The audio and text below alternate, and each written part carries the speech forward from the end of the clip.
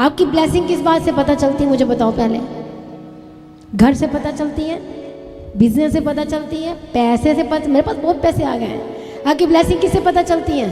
असली ब्लेसिंग की बात कर रही हूँ मैं। जिसके पास घर है वही ब्लेस्ड है, जिसके पास बिजनेस है वही ब्लेस्ड है।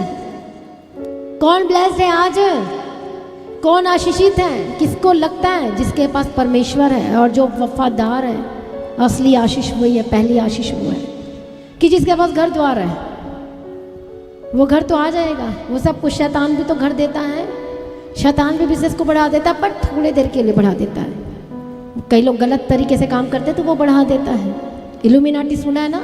सेलिब्रिटी फेमस हो जाते हैं। आजकल तो बहुत जल्दी फेमस हो रहे हैं क्योंकि सोशल मीडिया का ज़माना है और आलतू फालतू चीज़ों को लोग ज़्यादा पसंद करते हैं क्योंकि वही चीज़ें आजकल चल रही हैं। तो शैतान को पता है कि कैसे।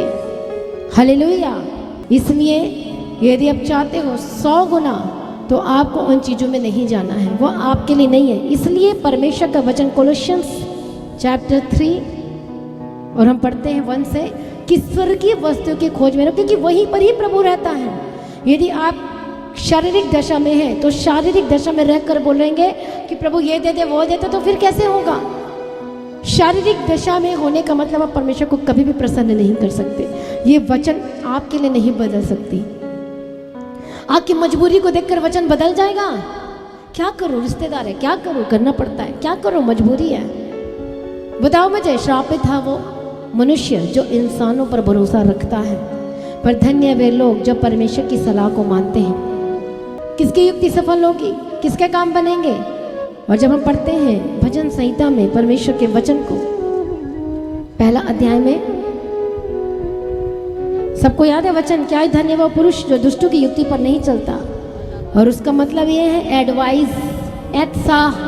जब हिब्रू में पढ़ते हैं इस वचन को तो वहाँ पर लिखा एत्सा, मतलब सलाह। जो पापियों की सलाह को नहीं मानता है, उनके कामों को नहीं करता है, तभी वो धन्य होगा। न ठट्ठा करने वालों की मंडली में बैठता है, न गलत बोलने वालों की मंडली में बैठता है, और वो उनसे अलग रहता है। परमेश्वर की तारीफ हो। और परंतु वह तो परमेश्वर के व्यवस्था से प्रसन्न रहता और उसकी व्यवस्था पर रात और दिन, वचन पर रात और दिन ध्यान करने का मतलब रात में भी आप वचन में रहते हो, दिन में भी वचन में रहते हो। जब आपके घर में कोई आता तब भी आप वचन में रहते हो, हाँ या ना? जब आप खाना बनाते हो, जब आप बाहर जाते हो, जब बिजनेस करते हो, जब काम करते हो, क्या तब भी आप परमेश्वर के वचन में रहते हो? ये इसका मतलब है कि आप परमेश्वर के वचन की सलाह लेते हो। आमीन। और वही ब्लेस्ड होगा और वही धन्य होगा।